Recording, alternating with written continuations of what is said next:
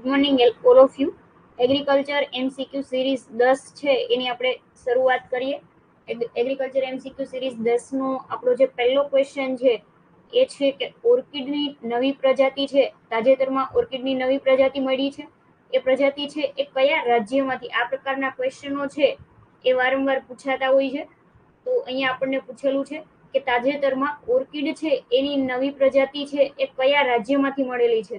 રાજ્ય કયું છે અથવા તો કોઈ પ્રખ્યાત વ્યક્તિ છે એને જો શોધેલી હોય તો એમનું નામ છે એ પૂછાતું હોય છે.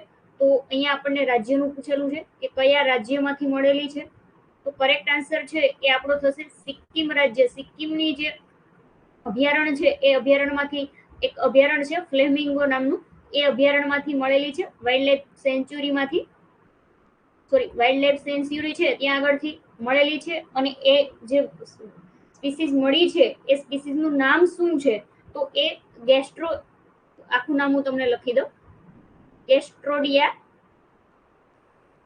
ઇન્ડિકા નામની જે સ્પીસીસ છે એ મળી છે, મતલબ કે એક પ્રજાતિ છે ઓર્કિડની નવી એ મળેલી છે. તો આપણો કરેક્ટ આન્સર છે એ સિક્કિમ થશે.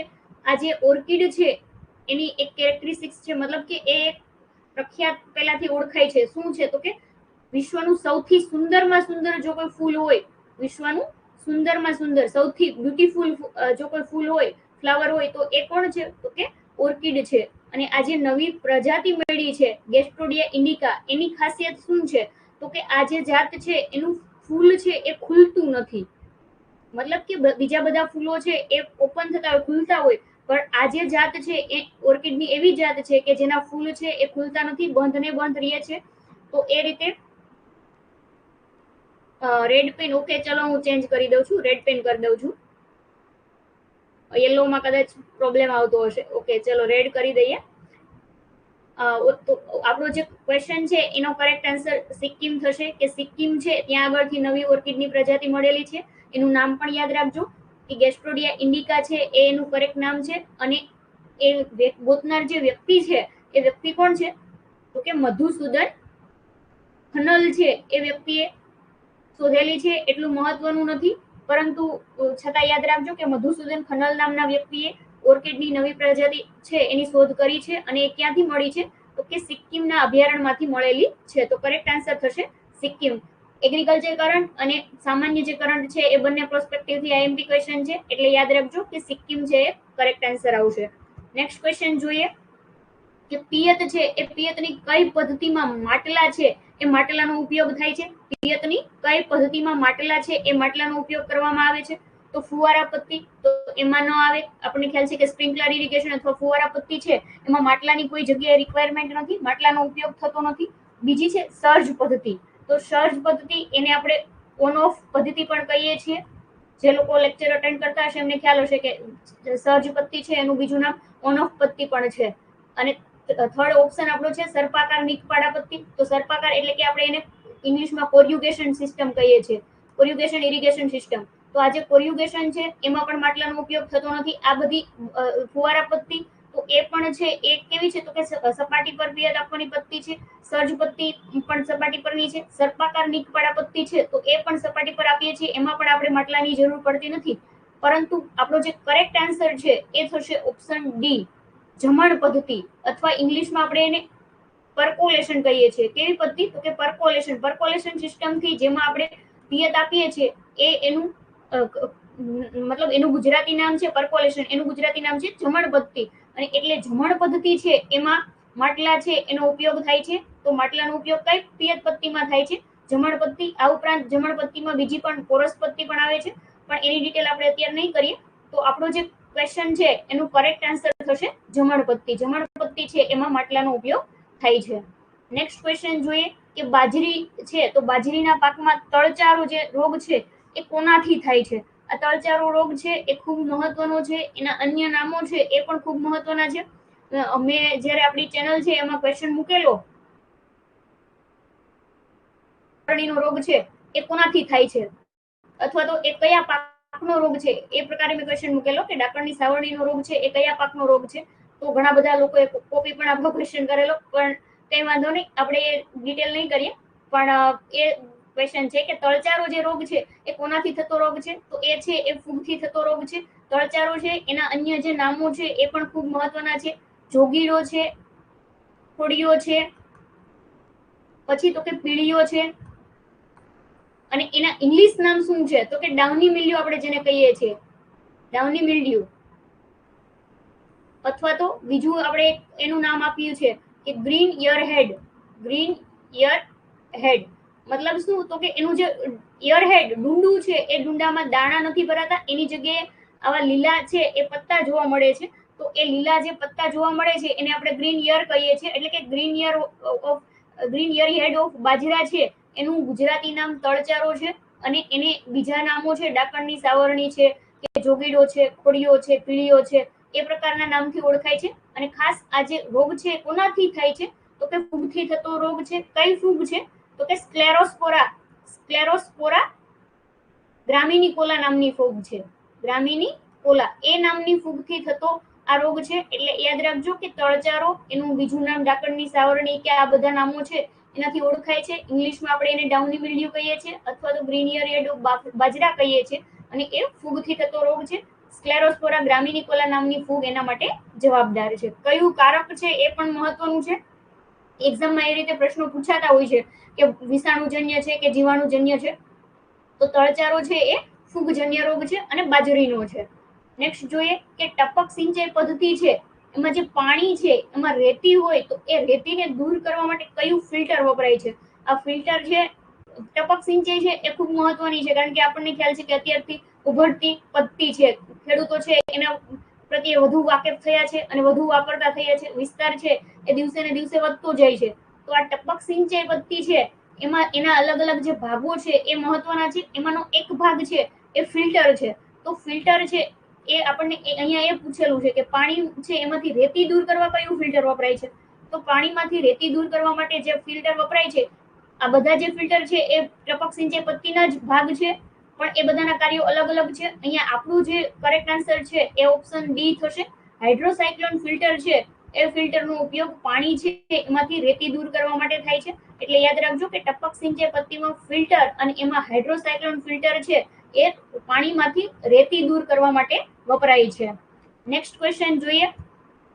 આ જે લોકો નથી હજી કોર્સમાં જોઈન થયા, જે લોકો યુટ્યુબ ઉપર લાઈવ જોઈ રહ્યા છે એમના માટે કે આ જે કોર્સ છે એ અત્યાર સુધી ઓફરમાં ચાલતો હતો, જન્માષ્ટમીની ઓફર હતી, પરંતુ હવે એ કોર્સની પ્રાઇસ છે એ 4000 છે, પણ એમાં ડિસ્કાઉન્ટ સાથે અત્યારે 20% ડિસ્કાઉન્ટ છે. તો 3200 રૂપિયામાં આ કોર્સ છે એ તમને મળશે. અને એમાં આ જે રીતે એપ્લિકેશનમાં અમે લેક્ચર લઈએ છીએ એ રીતે લાઈવ લેક્ચર હશે, એનું રેકોર્ડિંગ્સ છે એ પણ અવેલેબલ હશે. તો એ રીતે તમે લાઈવ અને રેકોર્ડેડ લેક્ચર જોઈ શકો છો. મટીરિયલ્સ છે એ બધું તમને પીડીએફ ફોર્મેટમાં મળશે. 1 વર્ષ સુધી છે એ મટીરિયલ તમે એક્સેસ કરી શકશો. અને પ્રિન્ટ માટે જે પીડીએફ છે એ પ્રિન્ટ ફ્રેન્ડલી હોય છે, પણ એપ્લિકેશન ઉપરથી નથી થતી, એના માટે અલગ વ્યવસ્થા છે. અને મોક ટેસ્ટ છે એ પણ દર રવિવારે હોય છે. તો એ રીતે જો તમે ઇન્ટરેસ્ટેડ હોવ તો આપણનો આ જે નંબર છે કે 6355221753, એ નંબર ઉપર તમે કોન્ટેક્ટ કરી શકો છો. નેક્સ્ટ ક્વેશ્ચન લઈએ કે રીંગ પદ્ધતિ છે એ રીંગ પદ્ધતિ કયા પાકો માટે અનુકૂળ છે? સિંચાઈની જે અલગ અલગ પદ્ધતિઓ છે એ અલગ અલગ પાકો માટે કીધેલું છે કે રીંગ પત્તી છે, અન્ય નામે મીઠી ક્યારા પત્તી પણ કહીએ છીએ. જ્યારે ચેનલમાં આ ક્વેશ્ચન મેં મૂકેલો ત્યારે પણ ઘણા લોકોએ ડાઉનલોડ કરેલા કે આવું તો મતલબ આ ખોટું છે એમ. પણ રીંગ પત્તી અથવા તો વીટી ક્યારા પત્તી છે એ ખાસ ફળ પાકો. પેલા તો આ પત્તી સમજાવી દઉં કે રીંગ પદ્ધતિ છે તો એમાં કેવી રીતે હોય છે? તો કે જે તે ઝાડ છે એનું થડ છે એના ફરતે ખામણું, આપણે ગુજરાતીમાં ખામણા પત્તી કહીએ છીએ, ખામણું બનાવવાનું છે. થડ છે એના ફરતે માટી રેવા દેવાની છે, પણ બાકીની જે આપણું ખામણું બનાવેલું છે એમાં છે એ પિયત આપવામાં આવે છે. તો ફળ પાકો છે એના માટે ખૂબ સારી પત્તી છે કઈ? રીંગ પત્તી અથવા તો વીટી ક્યારા પત્તી. તો કયા પાકો માટે વધુ અનુકૂળ છે?